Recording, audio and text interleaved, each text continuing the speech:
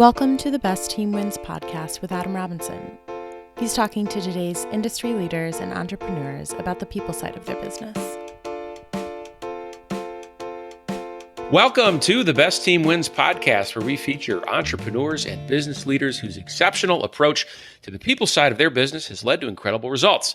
My name is Adam Robinson, and for the next 25 minutes, I'll be your host as we explore how to build your business through better hiring. Today on the program, Dan Snyder is the co-founder and managing partner of Homeside Financial, a mortgage company founded in 2013 and based in Columbus, Ohio and Columbia, Maryland. Homeside is privately funded, has 442 employees, and was named a Glassdoor Best Place to Work in 2017. We are so excited, Dan, to have you on the program and to learn from your experiences today. Welcome to the show. Thanks, Adam. Thanks for having us.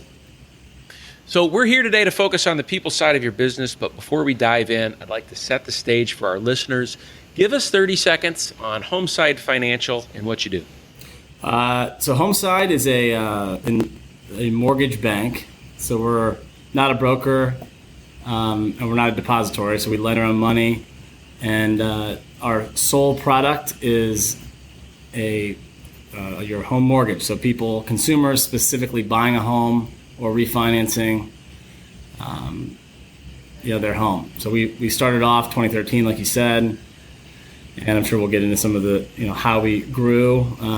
But our main thing is the beautiful mortgage business, which has been kind of torn to shreds in the media over the last, since basically I started in it. So it's been fun trying to repair and change the perception of what customers, how customers should really be treated. And so if listeners want to learn more, what's the best way for them to do that? You can check us out at www.gohomeside.com. All right, very good. Well, let's jump in. And I see here from your profile that you spent your early career really up at Homeside in the mortgage business. So tell us about your experience briefly that led to you saying, this is a good idea, I'm going after this. Well, I can first share with you that I would say 100% of our nearly 500 employees now never dreamed of being in the mortgage business, period. I mean, I don't think that's one of the career paths that as a seventh grader you write down on a piece of paper. So, right. Like many, I was out of college. I had everything engineered to become a lawyer. That's really where I had my eyes set. And after graduating a little bit early from undergrad, I ended up going to, I needed to make some money, so I worked at Wells Fargo, the big Wells Fargo beast, and, ended up getting promoted at a fairly early age and liking it. And it was, I realized that, maybe mortgage, I could do it. And it just, from there at Wells, I worked there for 4 years, worked my way up, and it got a bit bureaucratic. Took over an opportunity to start like a lending division for a small bank, and started that. That was like my first foray into true mortgage lending, and that was in February of 2007, right before the crash happened. So that I got it was both a blessing and a curse, try to build something when everything around you is going, literally falling and crumbling down. And many of the people that I had started with then are still with me today at Homeside. Wow.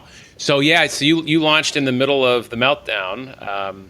And so blessing in disguise. The listeners know I have a similar story in how I ended up in the recruiting business in hierology. So you started the business, and when the mortgage business is a people business, you are in the trust building business. It's a transactional business, but it's not. So take us through. You mentioned early on your approach to treating people differently in the process. So tell me what did you see that you think better people practices could impact from a differentiation standpoint? So my previous experience prior to 2013 and co-founding Homeside was working at a bank. And a bank, you've got multiple, you're serving multiple customers. You're serving from bank deposits, auto loans, credit cards, mortgage transactions, commercial, etc. So launching Homeside in 2013, late 2013, it was all about just serving the mortgage customer. I mean, we feel like that's a big enough $1 trillion industry that was in desperate need of some disruption. So, started in 2013 with the melody line of I guess, so to speak, our theme was going to be blending technology with a handshake. So not complete automation, not removing the human touch, but making the experience through technology better for the customer, easier for the customer, more just intuitive, combined with experts that will help guide you in arguably the largest transaction of your life. So, translate that into how you staffed the early team there. I mean, you start with the idea. I guess a couple of questions. Were you always lending your own money, so to speak, as a bank? Did you transition to a bank, and then how did that equation factor in for the people model that you built? Yeah, so we operate. I mean, where we've got our own funds and warehouse lines, funding mechanisms in order to really control the whole process. So from origination to underwriting to funding and closing of the loans, that we are in control of the customer experience. Our team was folks that were interested in not just doing the same thing in the mortgage space or the banking space, but people that really, for lack of a better term, gave a shit. Today we have a huge, very high give a shit factor from my chair all the way down to the brand new people that come in, and that's helped. And we started with a temporary space that had stained carpet, and we're recruiting in really talented people that have worked at higher end places and saying, hey, come on, join us. Yeah, I know that we don't have the coolest space on earth, and yeah, we're not venture backed, or we don't have any sort of the cool things to offer you. However, we feel confident that the mortgage customer, has been neglected, and we feel like we can assemble a great team and help change that perception. And that's really what we did. I mean, it was just people that we built the team around people that bought into that mission, authentically bought in. So it's one thing to grandstand and have a big elevator pitch, and then another thing to have a terrible place to work or not listen to your people. And we tried to avoid that, and we've done it ever since. So the vision then for the business is to focus on the customer experience, and your recruiting strategy is to bring people with industry experience in who, are willing to abandon the accoutrements of a big bank and come focus on the customer. So how do you make that focus on the customer real in the business in a way that delivers on that value proposition to the folks you're bringing in the door? So it starts with listening to the customer and listening to your people. I mean, it sounds so easy, but as you've probably heard from a million people, it's easier said than done. Just because folks like me would get maybe defensive, or my partners or our executives would get very defensive in, how it's been done in the past. And it takes a lot of extra work to kind of keep tearing things down that once were staples of the industry or staples of the process. So what we did tactically was, we said, all right, well, first off, it'd been easier for us to buy a bank, frankly, but then you'd be regulated by, the OCC and large, that it's just a harder animal to be yourself in. So we're a non-bank, strategically. And that's all we do is mortgages. I get the question all the time. Why don't you do commercial loans? Why don't you do this? What we do is hard enough. I mean, and we have to do a good job at it. And then we built a team that of experienced people that were looking for a different story to tell their customers or their realtor partners or builders. And in addition, we have a very robust training program for people without industry experience. So we do a lot of recruiting on campuses. We do a lot of recruiting of 2 to 3 year out of college or people with other experiences, and then bring them in, train them from scratch, and deploy them. And we've had a tremendous success doing that. Talk about the early days then as you started to staff this team. What was your hiring process when you were getting off to a start in 2013? A lot of it hasn't changed till today. So we look at who do we know first. So it's the majority of our hiring has been done by referrals, whether referred by current employees or referred by maybe it's coaches or professors that are referring in specifically the top students that are graduating, or it's realtor partners or builders or someone that says, hey, I vouch for this person. Like, that's how we did it in the beginning, and that's how we continue to do it. I mean, we're just doing it at a very, I think, a fairly quick pace. I mean, like in September alone, we hired 34 people. Wow. Well, so what kind of infrastructure then are you carrying to be able to process the number of applicants and interviews to make that happen? I mean, 34 hires implies thousands of applications, but it sounds like you may be doing it a little bit differently. Yeah, I mean, we use the traditional sources that many people would use, like posting jobs on like a LinkedIn or what have you. But I mean, we try to be more selective. So it's more work on, like, we might attend, like, say, a career fair or attend an industry event, but rarely are we sifting through thousands of resumes to, like, not when we get thousands of resumes, we just don't. We're, again, taking the approach first of share, hire, referral. Who do we know? Who do you know? We're getting our organization to recruit good culture fits for us, which has been incredibly important as we grow. That's like one of my biggest fears is, bringing on. We're going to bring on bad apples once in a while. It's like inevitable with a growth company, but it's how can you limit that as much as humanly possible? So we're using our employees to help us spread the word and get people on board. And then we have a very, very, I would say, a best-in-class human resource training and integration team. It's just like it's I don't know. It's good.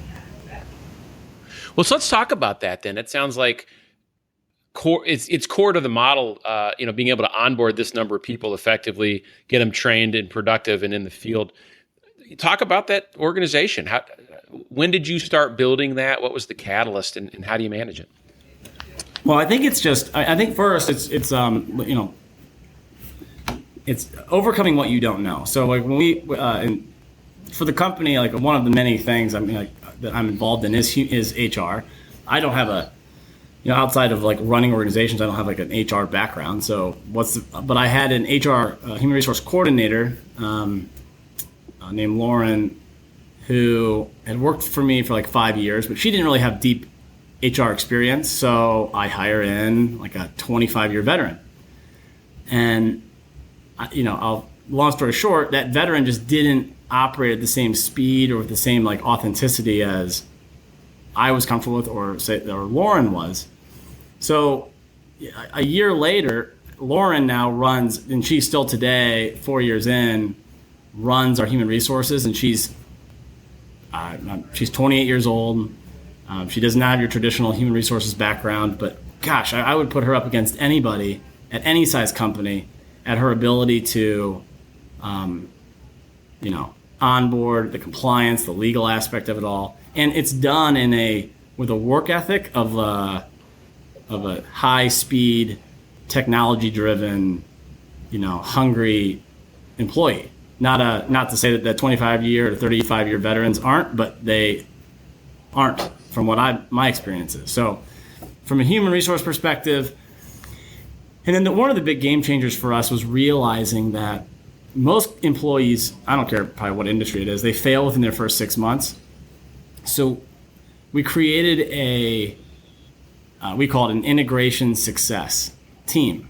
And their entire like focus area is an employee's first 6 months with Homeside across multifunctional areas, and they're doing 30-day, 60-day, 90-day, 120-day touch bases. They are they don't have a dog in the fight, so to speak. So they're not like the person's direct boss. They're not a manager of any kind. They're not just a mentor either. They've got power behind them, and they kind of take it from after training.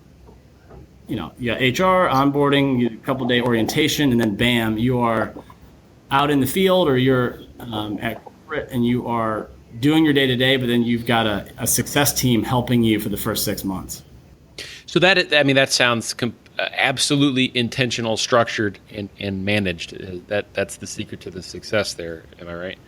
Yeah, absolutely. I guess said differently, it sounds like Lauren treats recruiting as a sales process, not as an administrative function. And yes, that's a theme, I've heard and seen and experienced with the best run talent operations are run like sales organizations, not like paper processing teams. 100%. I mean, you're right. And we don't rely on our HR department to do the recruiting and hiring. It's not like paper pushing, let's sift through resumes. I mean, we rely on them to help us vet out candidates and help us make sure that we're hiring the right way. And we rely on our managers, and we rely on our recruiters, and we rely on our whole company to help spread Homeside and bring on good people, like no jerks, and we are constantly talking about it. Like, we don't want to just hire anybody, and we have lots of people that are referred in that don't get hired. But it's much better if someone can vouch that you trust for a new hire coming on, because as you know, I mean, there's so many landmines out there, and bad hires can just crush morale and crush the business. Absolutely. I couldn't agree more. Let's transition here to talk more philosophically about your approach. I mean, you were a top 50 nationally recognized best place to work this year through Glassdoor. What do you think you're doing that's making Homeside Financial a top employer in the U.S.? I've thought about this a lot. I have a couple of thoughts. Number one, we go above and beyond to explain the why. Like, it's hard. We have sales contests, and we have operations appreciation things, and we've got like a lot of cool stuff we give away, but we're probably not the best at that. There's a lot of other companies that spend more money in those areas than we do. But we do a lot of employee appreciation stuff, but we keep it real and explain the why. And that takes a lot of work and confidence. And I think that goes a long way, because the way I look at it is 50% of our employees are going to not agree with a decision that comes down. Maybe it's 60-40 if we're lucky.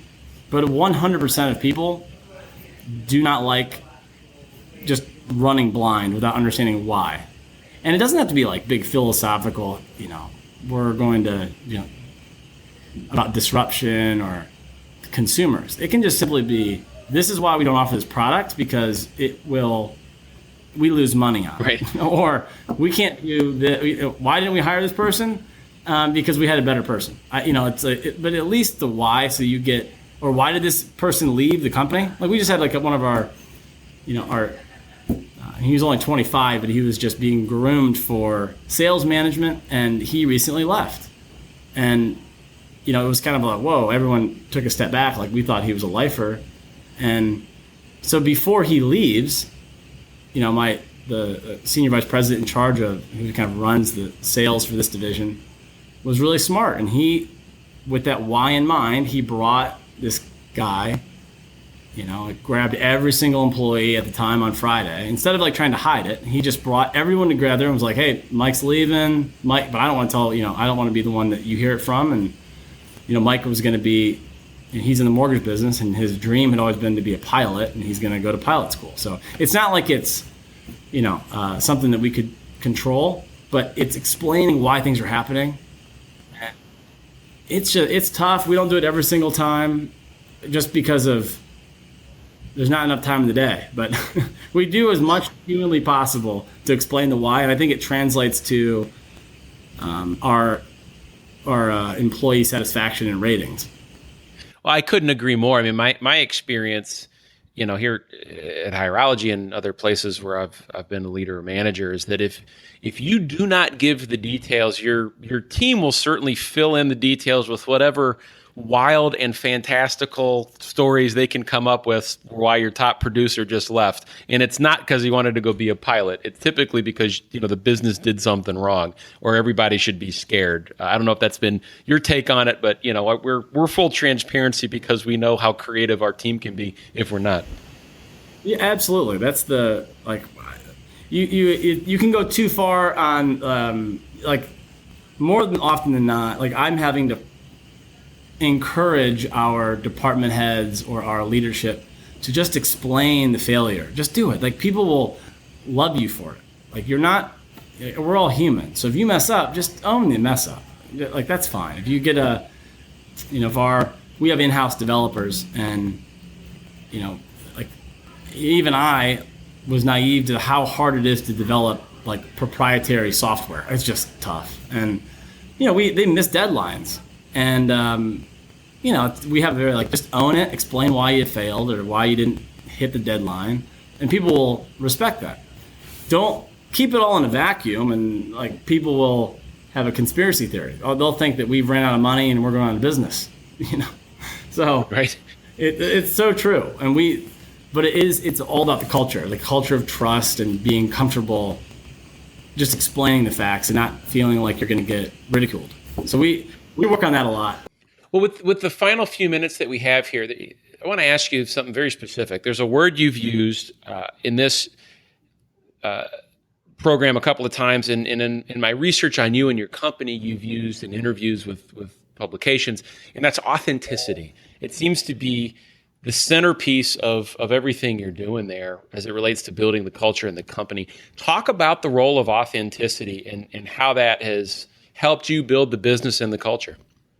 It goes back down to the why, explaining the why, and it goes back to fundamentally, if you want to be one of my biggest fears is winning one of those awards, best place to work, and not really being a best place to work. Where everyone rolls their eyes and says, "Oh gosh, how much did they pay for that one?" Right. And yeah. So it all comes down to just being yourself. So I look at authenticity as the core foundation for integration, which I look at as integration of work and life is what we're all seeking. And that's what we try to get our employees. We want them to have a good work-life balance. We want them to bring their kids by their place of work. We want them to feel comfortable at home, responding to an email and not getting yelled at by their wife or husband, and having the flexibility to truly lead an authentic life. I mean, we don't want people to be, we want people to be themselves. If you would compare, work and life, if you look at your house and you look at the different rooms, if you were to tear down all the rooms, are you being the same person in different rooms of your home? Or are you being different? We want you to be the same at home, at work, to your customer, to your realtor partner, during an employee review. And that's not just from my chair, that's down to our brand new hires. I mean, we don't want to do every single loan for every single customer. So if we see somebody that's maybe strapped with debt and this is a bad idea, maybe they should go rent a house for another year or so before they embark on the challenge to own a home. I mean, we don't want just every sale. We don't want just every employee. And it's hard to get that type of true motivation if you are fake. So that's why, the more authentic and integrated our company can act, regardless of the rate environment or the housing supply or what's going on in the politics, I think Homeside will be fine. So final couple of questions here. What book are you reading right now, or have you most recently read? And would you recommend it to our audience? Oh, man, I've got 3.5-year-old twins, and,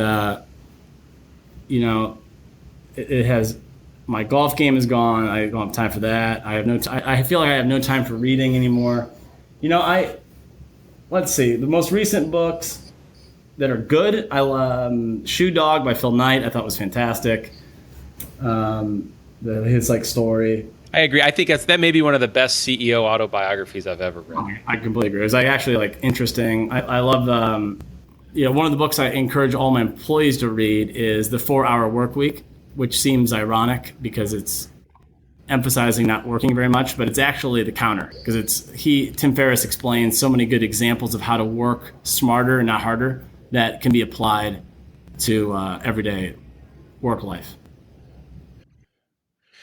So, final question, taking us home here. If you were to come back on this show a year from now and report to us on whether or not you were successful in tackling the single biggest people-related opportunity that you have in front of you in your business today, what would you be telling us?